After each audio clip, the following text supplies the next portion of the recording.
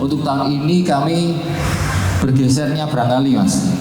Kami ke Kulon Progo karena kami juga merespon beberapa penonton, terutama yang dari Kulon Progo kok belum pernah Kulon Progo ya. Akhirnya untuk tahun ini kami ngepiaknya di Kulon Progo seperti itu.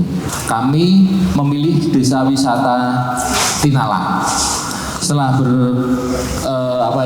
kita berkoordinasi dengan dinas pariwisata seperti itu, ada masukan dari dinas pariwisata, akhirnya kami memutuskan untuk di desa wisata Tinala.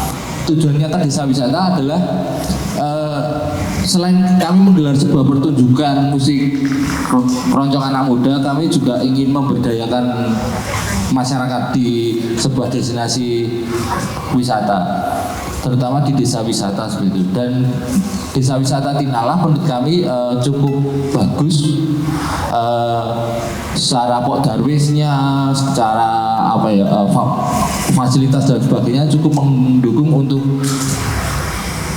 menggelar sebuah event dengan skala nasional seperti itu. Amin. Nasional di Mas Faksi. Jadi seperti itu. Kami berkolaborasi dengan desa wisata Pokdarwis sana untuk desa wisata Tinala ini kita sama-sama keroncong pelesiran ya jalan, desa wisatanya terkenal, ekonomi di daerah situ juga terangkat. Makanya konsep pertunjukan tahun ini kami ada yang seru karena di tahun ini kami melibatkan sebuah komunitas anak-anak sanggar seni anak-anak tepatnya Wardiman, namanya Omah Cangkem. Kami ajak untuk kolaborasi dengan SKM Simponi Keroncong Muda. Itu untuk biasanya grup ini terkenal dengan akapela Mas Faksi, namanya Iki Pilih Tirimin, karena masyarakat itu kita gandeng terus. Mereka akan berkolaborasi dengan sebuah orkestra keroncong. Jadi dan lagunya juga lagu dari ciptaan mereka seperti itu. Jadi memang dari awal di Keroncong Plesiran 1 saya sudah terlibat. Iya.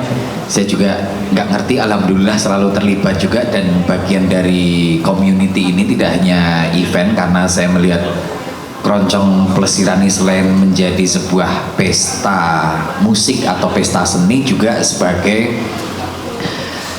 sebuah kalau untuk teman-teman pelaku musik keroncong ini koyo terus wah iki momen koyo wong seneng-senengnya setiap setahun sekali seperti itu.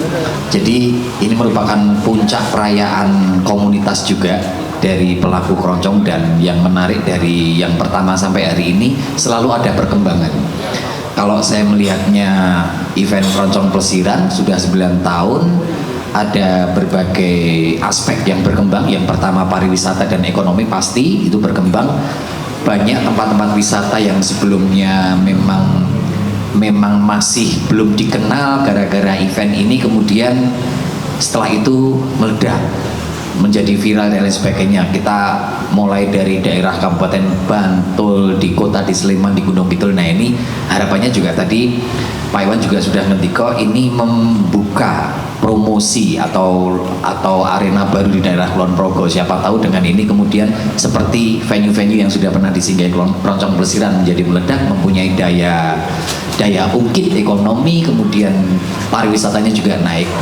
Dari ekonomi, dari pariwisata naik, dari ekonomi pengelolaan event juga ada perkembangan yang sangat signifikan. Jadi Keroncong Plesiran ini salah satu festival musik keroncong yang termasuk yang terbesar di Indonesia, yang sudah hampir ini yang ke-9 kali dilaksanakan.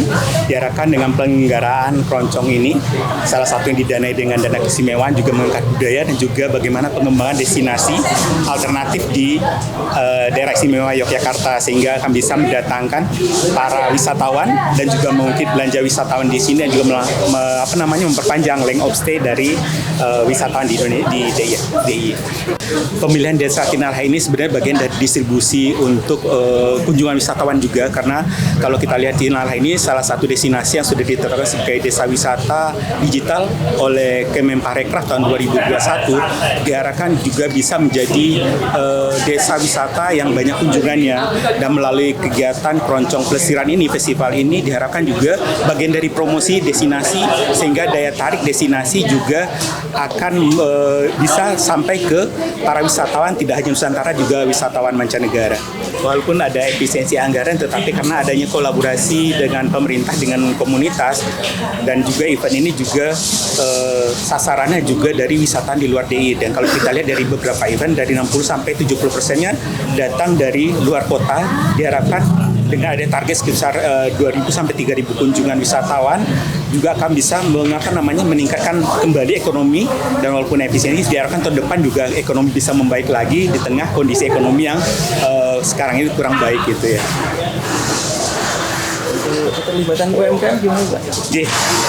Di lokasi festival Keroncong Plesiran juga ada beberapa tenan, jadi disiapkan tenan-tenan, jadi sehingga masyarakat juga UMKM lokal juga bisa berpartisipasi ketika para pengunjung datang 3.000, tentu untuk pemenuhan kulinernya, makan minumnya juga bisa dipenuhi oleh teman-teman UMKM di lokal di Desa Tinalha sendiri. Pada para penikmat musik, khususnya penikmat musik keroncong, ayo datang ke Keroncong Plesiran ke-9 tahun 2025. Kita ramaikan sebagai salah satu festival budaya untuk bagaimana mengembangkan keroncong dan juga mengembangkan pariwisata di daerah istimewa Yogyakarta. Kamera action. Keroncong Plesiran. Yeay, matur nuwun Pak Iwan